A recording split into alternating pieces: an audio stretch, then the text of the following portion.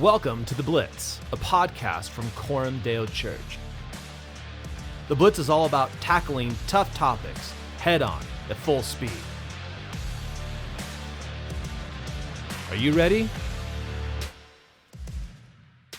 Well, hello there, and welcome to The Blitz. My name is Pastor John, lead pastor of Coram Deo Church, and I will be your host today. We're going to be talking about John Piper, transgenderism, religious liberty, and the moment we find ourselves in.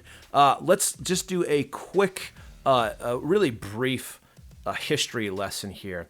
A little band named Aerosmith in 1987 released a song titled Dude Looks Like a Lady, and it is exactly what you would think it is. It's about a guy who looks like a lady, and I don't recommend that you go look at all the lyrics. However, if you did go look at all the lyrics, you would find that it's a song about some, whether real or imagined, interaction that Steven Tyler, the lead singer of Aerosmith, had with a dude who he mistook for a lady, and it's as gross as you would suspect it to be.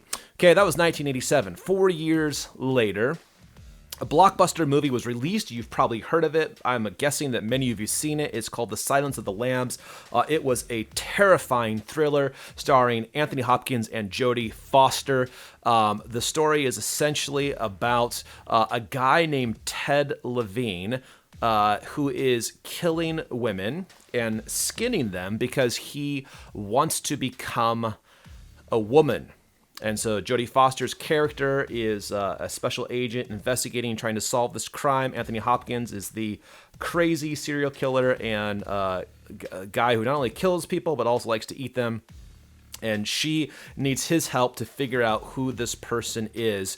But again, at the middle of the plot is a guy named Ted Levine, who is a guy who wants to become a woman, and that made for a terrifying story. Okay, that was 1981. We're going to fast forward to 2021, and there was a hearing on the Senate for Dr. Levine, who is a man who is deeply confused about his identity and his gender. He is a dude who looks like a dude pretending to be a lady. Senator Rand Paul questioned him directly. Senator Paul also happens to be a doctor. I would highly recommend you go look at the video. It is still available on YouTube. Senator Paul was questioning Dr. Levine. Dr. Levine has been nominated to the Assistant Secretary of Health. This is a high position in the federal government influencing health policy. And it is curious that Levine, who does not understand the fundamental difference between a man and a woman, is now going to be in charge of health for our country. Just think about that for a moment. But Senator Paul questioned him.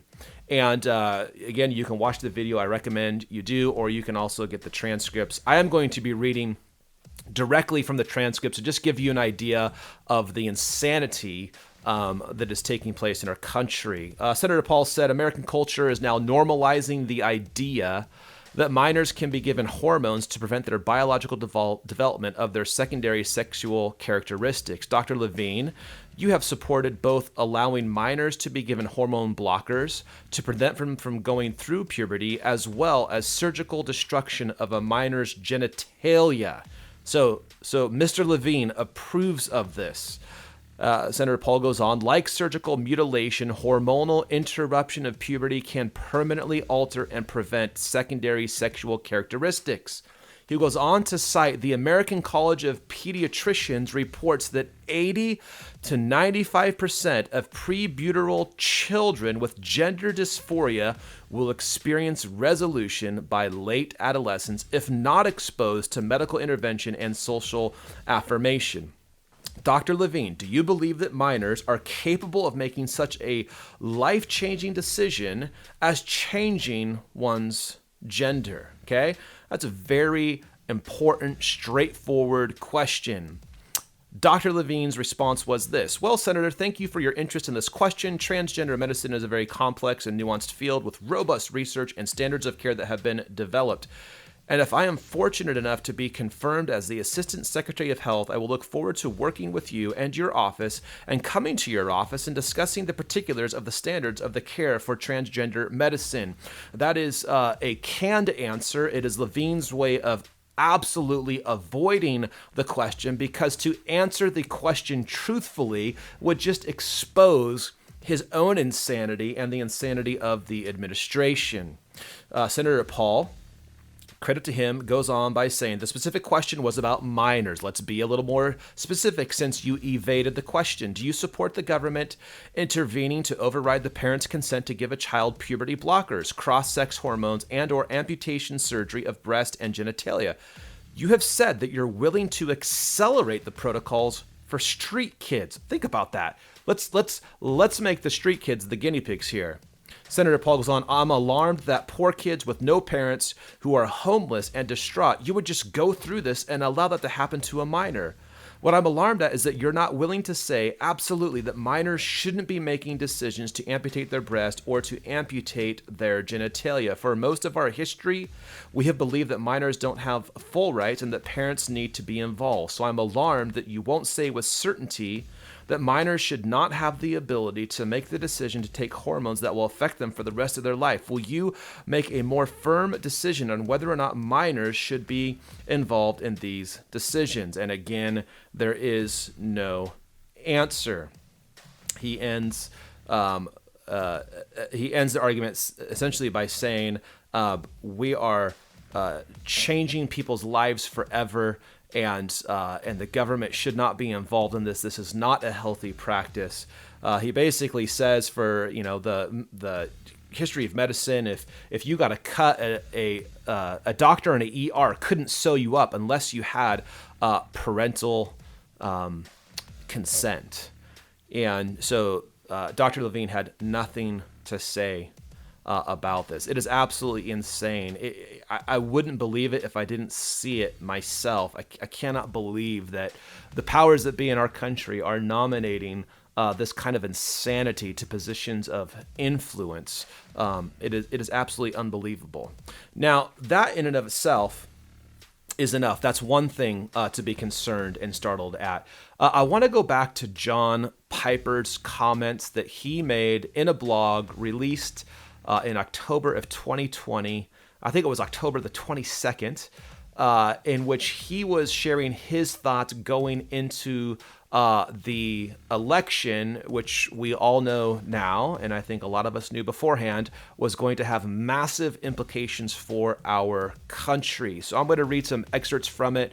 Again, encourage you, just Google John Piper presidential election, and the blog will come up. I think it's called President's Policies and Character, or something to that. Something like that. So this is direct quotes from his blog. It says, actually, this is a long overdue article attempting to explain why I remain baffled that so many Christians consider the sins of unrepentant sexual immorality, unrepentant boastfulness, unrepentant vulgarity, unrepentant factiousness, and the like, so he's talking about Trump, to be only toxic for our nation, while policies that endorse baby-killing, sex-switching, freedom-limiting, and socialistic overreach are viewed as deadly.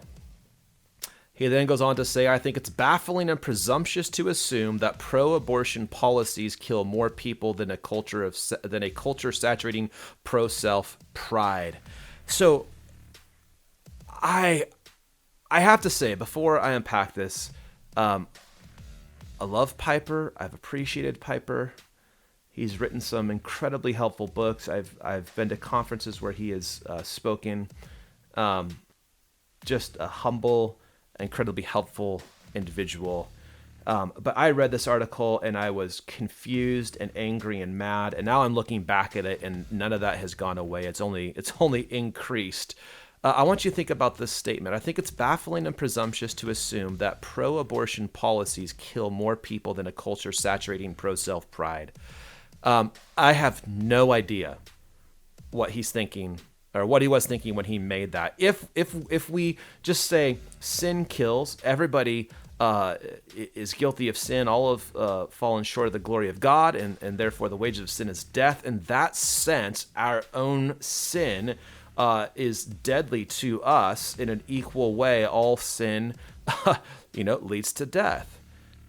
But he seems to be saying that pride, produces at least as much death as abortion in our country. That pride leads to as many murders in our country as abortion, and I don't know how to read that any other way.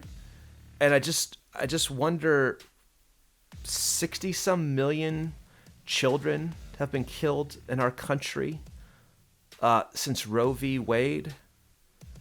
Are we sure that that pride has led to the death of other people? So the issue is not, does the sin lead to my death? The issue is, how does this sin contribute to the death of others? And in the Old Testament, the law, one of the really helpful things about the law is that it helps us to see that while sin is equal in the death and the what it does to me, I'm guilty. Sin does not all sin affects cultures equally, which is why you had different sentences in the Old Testament for sins. They weren't all treated the same because they didn't all affect the culture equally. Some sins resulted in fines. Others would result in the death penalty. It seems to be that God's word is telling us that they don't all affect the culture the same way.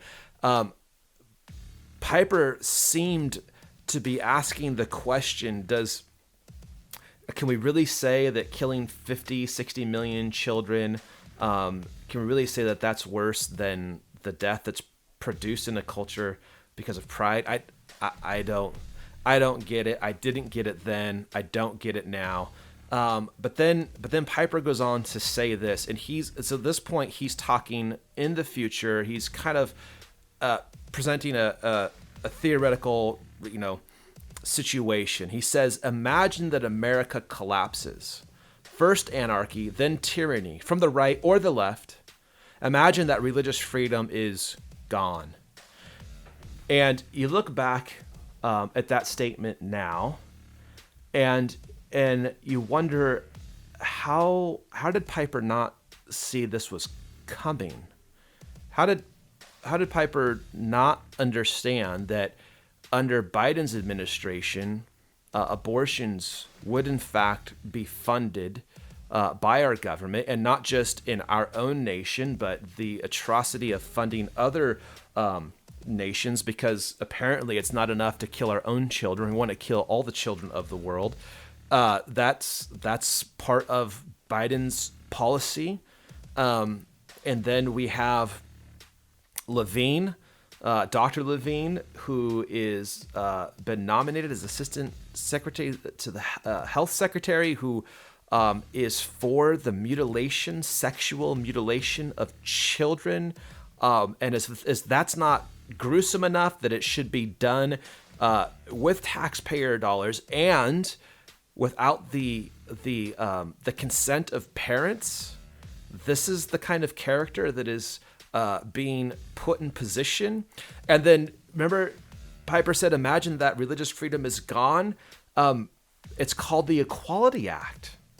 Like, that's what's at stake right now. This is being discussed and debated in our government right now. The Equality Act. You need to understand, anytime the left, and by left I'm not just saying Democrat, Republican, those categories don't work anymore. Left is leftist, it's totalitarianism. Anytime that the left says, speaks a word, just think it's the opposite. So reproductive rights means murder. It is the killing of babies. The Equality Act is not about equality. The Equality Act essentially gives the government the power to tell churches how they will function and how they will make decisions and how they will hire. And it basically takes a moral issue, LGBTQ plus, and equates it with the civil rights issues. And it basically says, if you don't hire an LGBTQ plus person at your church, you are discriminating. I thought it was quite telling when one of the well-known religious leaders in our country, who I will not name at this point, who I think leans left, and I disagree with a lot of what they say, but I think they got this right. They said, in our lifetime, there has not been such a significant attack on religious liberty. This is happening right now, and somehow Piper did not see this coming. I don't know how. Maybe he was unaware of the policies of Biden and the left. It baffles me, but here we are. This is where we're at. It's not theory. It's here. It's reality. A man pretending to be a woman, lying about being a woman, has been nominated to a high office of influence in the practice of medicine. Our country is once again going to be sending tax dollars to Planned Parenthood. And in fact, the stimulus bill has millions of dollars written into it that will go to Planned Parenthood. We will be funding abortions around the globe, religious freedom. And it's not just the religious freedom of Christians, it's the religious freedom of Muslims, it's the religious freedom of every person who practices any religion in our country. It is absolutely under attack. This is a reality right now. So in the span of a couple years, we've gone from a silly song about dude looks like a lady to a horror movie to now this is normalized and is to be celebrated. And if you don't agree, there's something wrong with you, and the government will see to make that right. What does that mean for the church? What does it mean for Christians today? There are a couple things that I would say I think are super, super important. If we are not clear right now about the objective God-given reality of gender, we better figure it out, right? We better figure out what we believe and what we don't believe, because you can be sure that our administration and our government is not going to be quiet about what they believe. And not only that, they're going to be very vocal about what they think you ought to believe.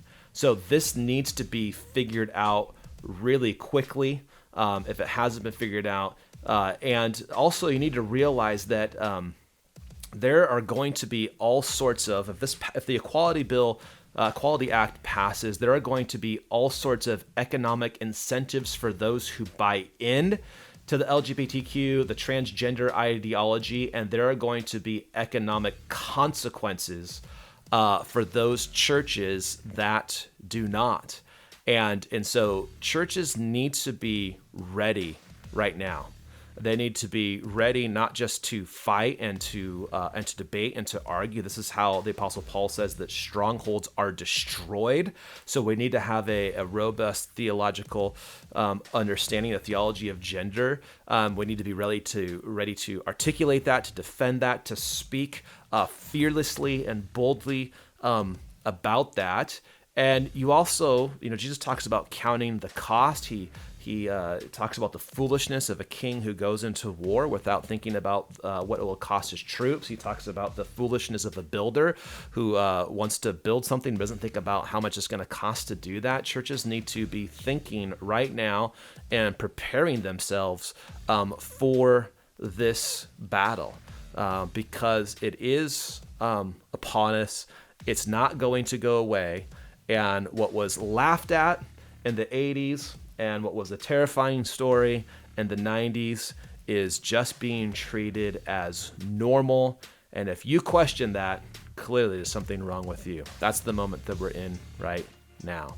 So thanks for being with me today. Of course, this is going to come up in future episodes, and would love to have you join me then. But for now, that's it for the Blitz, and we will talk to you soon. Take care.